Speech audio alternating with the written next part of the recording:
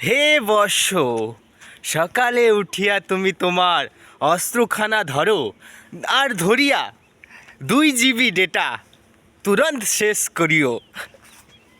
তো সকালবেলা উঠে তুমি তোমার যন্ত্রটা ধরো আর ধরে নিয়ে 2 GB ডাটা তাড়াতাড়ি শেষ করো।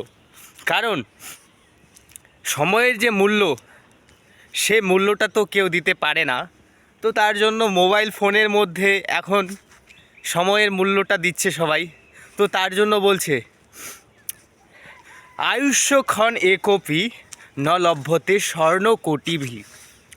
তো আমাদের জীবনের যে আয়ু, সেটা 1 কোটি স্বর্ণ মুদ্রা দিলেও আমরা এক ক্ষণ সময় পাবো না। তো তার জন্য জীবনের তো সময় তো অপব্যয় হচ্ছে। কিভাবে? যে এই যে মোবাইল ফোন, স্মার্টফোন, এর মাধ্যম দিয়ে তুমি তোমার জীবনের যে অমূল্য সময়, সেই সময়টা নষ্ট করছো।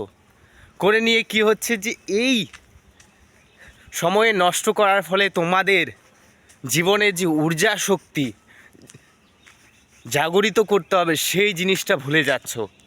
মনের দ্বারা পরিচালিত হচ্ছ, মনের বশে বশীভূত হচ্ছ। তো তার জন্য ভগবান বলছে যে মন এবং মানুষ্যানাম কারণম বন্ধন মোক্ষয়। মন হচ্ছে বন্ধনের কারণ, মন মুক্তির কারণ। এই বিষয়টা ভগবান আমাদেরকে বলছে। আর বলছে যে এই যে আয়ুষ্য তুমি ক্ষয় করছো, আয়ুষ্যক্ষণ একপি ন লভ্যতে স্বর্ণ কোটিভি। 1 কোটি স্বর্ণ মুদ্রা দিয়েও সেই তুমি যে আয়ুষ্যটাকে ক্ষয় করছো, সেটা আর পাবে না, ফিরে পাবে না। তো তার জন্য হে বর্ষ, তুমি ওঠো, জীব জাগো, জীব জাগো, গোরা চাঁদ বলে, কত নিদ্রা যাও মায়া পিশাচির কোলে। তো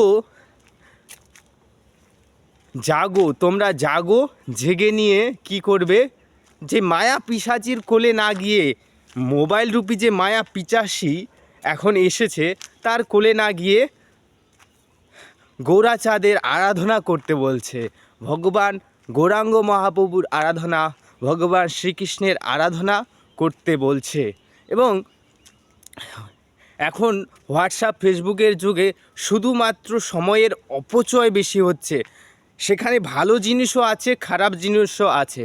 তো খারাপ জিনিসের পিছনে না পড়ে শুধু ভালো জিনিসের, হোয়াটসঅ্যাপের মধ্যে এখন অনেক কিছু পাওয়া যাচ্ছে, যেটা খারাপের দিকেও যাচ্ছে এবং ভালোর দিকেও যাচ্ছে। ফেসবুকের মধ্যেও অনেক কিছু পাওয়া যাচ্ছে, সেটা খারাপও আছে, ভালোও আছে। ইউটিউবের মধ্যে ভালো আছে, খারাপ আছে।